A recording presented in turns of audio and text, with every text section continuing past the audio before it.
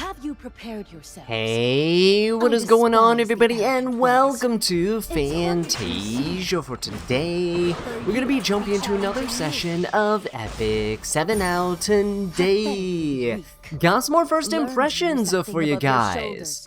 So this time around, we have Ruiza, who's gonna be joining the ranks here, and she packs quite a bit in her kit, right? And we'll talk about that once we get to her skill overview and such. But again, if you guys want to see more breakdowns of units such as this newly released stuff, do be sure to subscribe to the channel so you don't miss out. We have a bunch of new units on the horizon, right, that we know of, that were teased in the last big developer notes, and yeah, I cannot wait to test them all out in RTA, especially as we near the end of the current season. But Ruiza here is going to be a 5-star Fire Elemental Ranger of the Pisces star sign. She actually has quite a bit of HP and defense, making her relatively bulky. And one thing to note is that she doesn't have terrible speed. 120 speed because the Pisces star sign is actually very respectable. Okay, one thing to note is she does not imprint into effectiveness or into effect resistance. She doesn't awaken into those stats. But when you look at her imprints, she team imprints for attack, which is fine. She's more of an offensive support unit here. And we also see that she's self-imprinting onto effectiveness, which is going to help quite a bit because, again, she doesn't have any in her awakening stat line. When it comes to units that compare to her in terms of stat lines, Seafan and Politis is one that immediately comes to mind, right? Seafan and Politis stat lines are things that you can use to gauge how fast you could potentially make Ruiza here. So my Seafan and Politis already above 300 speed, meaning that Ruiza can comfortably hit this as well. Now, other units that have this same star sign here are going to be Heli and Lua, for example, who you can also make over 300 speed, but you also have units such as Bibulus, so you can see that she is actually going to be rather tanky, right? Bibulus builds can get rather bulky as she's a very defensive ranger. And same thing goes for Lua. You can potentially make her super fast, but you can also make her relatively bulky and a little bit more on the slower side, right? So these are all rangers that we should be familiar with from recent and past metas. Let's start with her skills. Skill 2, Deflection, creates a gust of wind dispelling 2 buffs from all enemies and decreasing combat readiness by up to 20% before spreading the selected target's debuffs. Grants stealth to the caster for 2 turns. Spread applies the debuffs inflicted on the enemy target to all enemies except for the target itself. Now this is a very unique ability here, right? And one that is actually incredibly scary. As you're gonna see in this skill demonstration here, when she pops the skill 2, right? We see that the boss Arunga, who's the only viable target here because she's in the front line with her ferocious stance, we see the blind, right, this new debuff here, and the silence, and that gets spread to everyone. Obviously, Genesis Ra's immune to everything here, but that is ridiculous, right? Not sure if this ignores effect resistance. I don't think it does. It just looks like it landed everything here. Pretty sure you can resist this, but that is a very scary debuff, right? Or a very scary ability. It's not even a debuff itself. Okay, but this is gonna play out really well with her skill 3, Demolition. Attacks the enemy by destroying the surroundings, dispelling all buffs from the target, and decreasing combat readiness by 50% before up to a 100% chance each to inflict laceration and silence for 2 turns. Increases combat readiness of the caster by 50%. At the start of the first battle, grants stealth for 2 turns. So this new ability here, Laceration, that we saw as a debuff, says when attacked, increases damage suffered by 15%, and when health is reduced, inflicts injuries equivalent to the amount of health reduced. Applies to heroes only. Consuming 20 souls will also allow you to ignore effect resistance. Now this skill, I'm going to say right now, is insane on multiple levels, okay? First of all, we have the decrease in combat readiness by 50%. That's a huge pushback, right? Most units that decrease combat readiness decrease around 30% combat readiness, 25 to 30%, right? Think ML Politis, right? Think those types of units.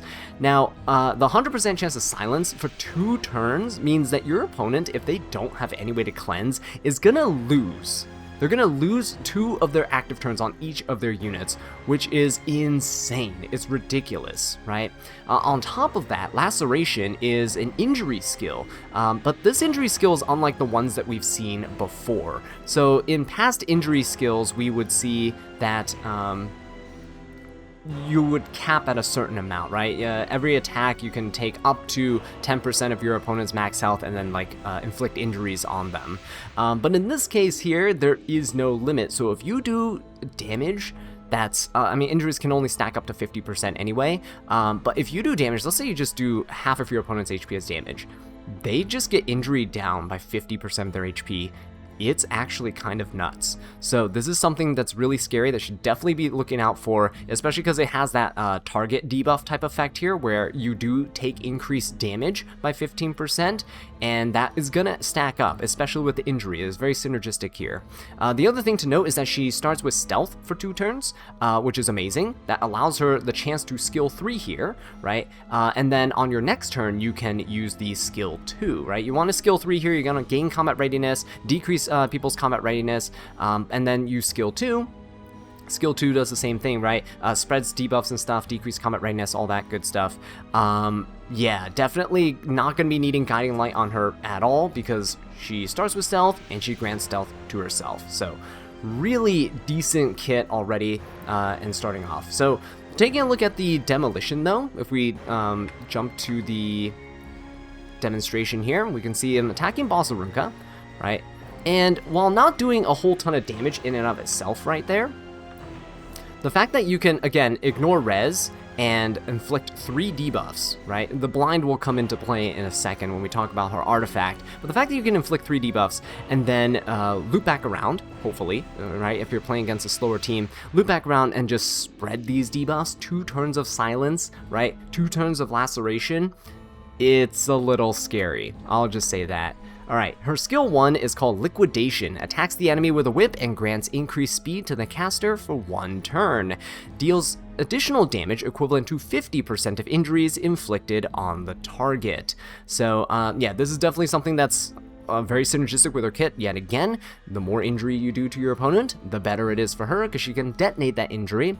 If you have 50% injury, the max stack of injury on your opponent, right? When you attack her with a skill 1, it will deal 25% of that max health, right, to the opponent as damage.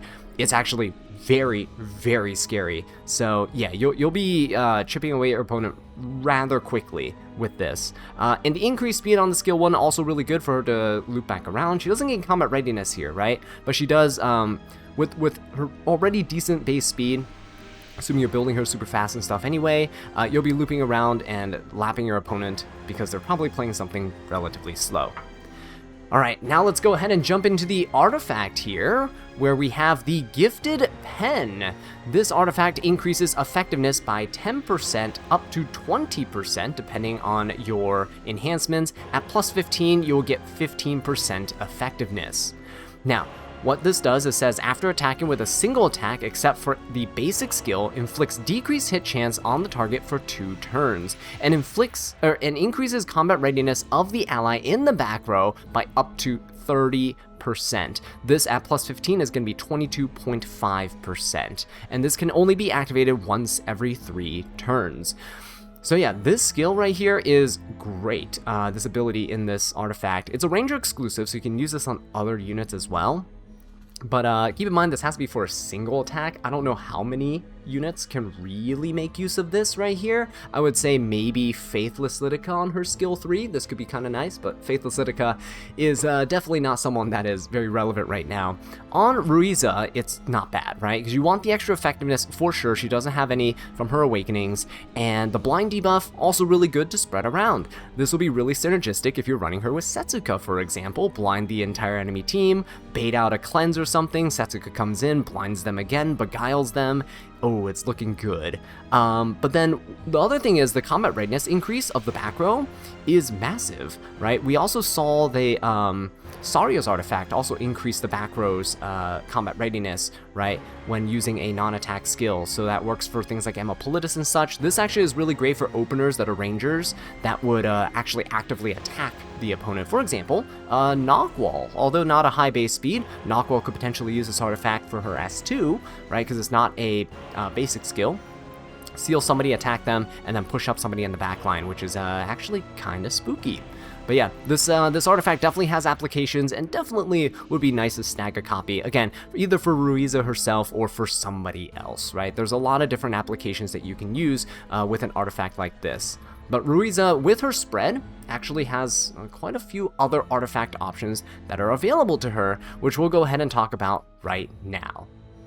So now that we've talked about her artifact, let's go ahead and talk about some alternatives that you might consider running under certain circumstances, right? And the first one is going to be right here, Song of the Stars, with a 100% chance for the enemy to be targeted for 2 turns after a single target attack. Her skill 3 is a single target attack, right, that inflicts laceration and silence for 2 turns. Inflicting target on top of that will actually make her quite versatile in dealing with evasion units, right? Think about things like Setsuka or maybe potential other evasion units that are on the opponent's team, right? Think of Afternoon Soak Flan as well. So with her skill 2, being able to spread these debuffs out, you can basically by herself spread out the target debuff to everybody on the opponent's team, and then potentially cleave, right, as well. ML Laika, I believe, penetrates defense based on if the opponent has target or not, and this is a great way to for her to single-handedly set up for her. Other artifacts that come to mind are going to be ones that kind of boost up your team's potential for utility. Unseen Observer is an artifact where after you use your skill 2, the non-attack skill that spreads the debuffs, you can increase the combat readiness of herself for turn cycling, but also build up 10 souls for a teammate to potentially use as well. Now, Awakened Leaf was the one I mentioned earlier, the Saria's artifact. I don't think this is better than her own artifact, just because her own artifact includes a debuff, whereas Awakened Leaf does not, and Awakened Leaf would only work with her skill 2, right, whereas Ruiza might want to consider opening with a skill 3 for the laceration debuff first before going for a skill 2. Now, if you were to try to go for some burn potential here, right, this artifact, Assassin's Pledge, is actually not that bad because it also gives you a bunch of effectiveness on top, right? So you get some free effectiveness, just like her artifact would as well, but then getting the 75% chance to burn, well, if you max this out, it's going to be a 100% chance. You can actually spread the burn to other units as well, and it could be a cheeky way to deal with certain situations, right? Not saying that it's the best artifact, but something to consider. You can spread burns. Could be something you use with Aki, for example, right? If he's going around detonating things, ignoring res, could be a really good synergy there. Another thing to consider is Elegiac Candle right here, and on the same note, if you have the limited artifact Misconfeel, this will allow you to defense break. Now, albeit not a very high chance of defense break, but you defense break nonetheless, and if you can land this on your skill 3, as your single target attack, then you have the chance to spread that defense break to the entire enemy team, right, which is actually kind of spooky. And then last thing I'm going to leave you guys off with is Spatio-Temporal Fan. It also gives you a boost of effectiveness, but when you use a non-attack skill, you can grant up to 100% chance, if you have this at plus 30, stealth to an ally with the highest attack except for the caster for 2 turns. So when she uses her skill 2, it's going to be a great way to stealth someone on your team, right, allowing them to not get hit, right, especially if you build her really fast as an opener. So now that we've gotten the artifact out of the way, let's talk about some potential sets that you might want to run on her. The main one, 4-piece set, is probably gonna be the speed set, right? Her entire kit is geared towards going first, inflicting debuffs, and kind of controlling your opponents before they take a turn. I really like that, and so speed is definitely gonna be your #1 consideration here, right? I don't think you would normally really play her really slow. You can play her a bit slower, maybe 270, 280 speed, as opposed to like 300 plus, if you're scared of like super fast cleansers or things like that and you want to go after them. There are ways to manipulate, kind of like how Witch of the Mirror Tenebria, for example, wants to be played a little bit slower, right, and not necessarily super fast, especially if you want to balance out your effectiveness stat as well. But speaking of effectiveness stat for your 2-piece sets, hit set is obviously going to be great for giving you that extra hit chance, that 20%, but if you're afraid of her potentially getting debuffed and stuff, I mean, immunity, I mean, she starts with stealth, not really going to be needed here, but immunity set maybe an option, right? In those cases where your opponents are contesting you with, let's say, Zio and Silverblade Armintha, if they go for Zio, they can't hit her because she's stealth, but Silverblade Armintha might cut in and then, you know, skill 3 and try to stun people. Silverblade Armintha herself cannot strip buffs, so you would be immune in that case, which is not that bad. But yeah, again, just a very niche consideration in certain circumstances where it might come up. You can obviously, because she has such good bulk already, run HP set if you want her to be tankier. Again, she is stealth, so you know you don't have to worry too much about getting debuffed or hit turn 1, which is also really nice. And that's pretty much about it. I don't think any other sets are really necessary for her. I mean, you could potentially troll with a Unity set, for example, if you want to get some speed buffs and stuff when it's not her turn, and to like detonate the injuries and things. But I think that's going too far into the niche category where you're just having a little bit of win more, right? So now that we've looked at some potential sets to run on her, let's talk about builds. The first one I'm going to show you guys is a pure speed build. Take your fastest pieces of gear and slap them on her, right? And you can see that she has some decent bulk and 310 speed, along with about 115 effectiveness to boot. I'm currently running this on the sample build on Song of the Stars because obviously her own artifact is not released yet. But yeah, this is going to help give you a good idea of what her stat lines will look like. Now, to achieve this speed, it's actually quite difficult, right? We have 20 speed, 26, 24, 24, and 21, along with a 45 speed boot. So the average speed here is definitely going to be somewhere along 22 to 24 speed per piece, and that is a steep investment, right? But it goes to show that you can build her really fast at above 300 speed, right? Even if you didn't have these speeds here, you can still get her to around 300 speed, right? With hopefully some you know, a couple pieces here and there that are like 20 speed, right? So it is possible. Now, when we go into another build, I'm going to show you like a little slower build that you can run with potential immunity.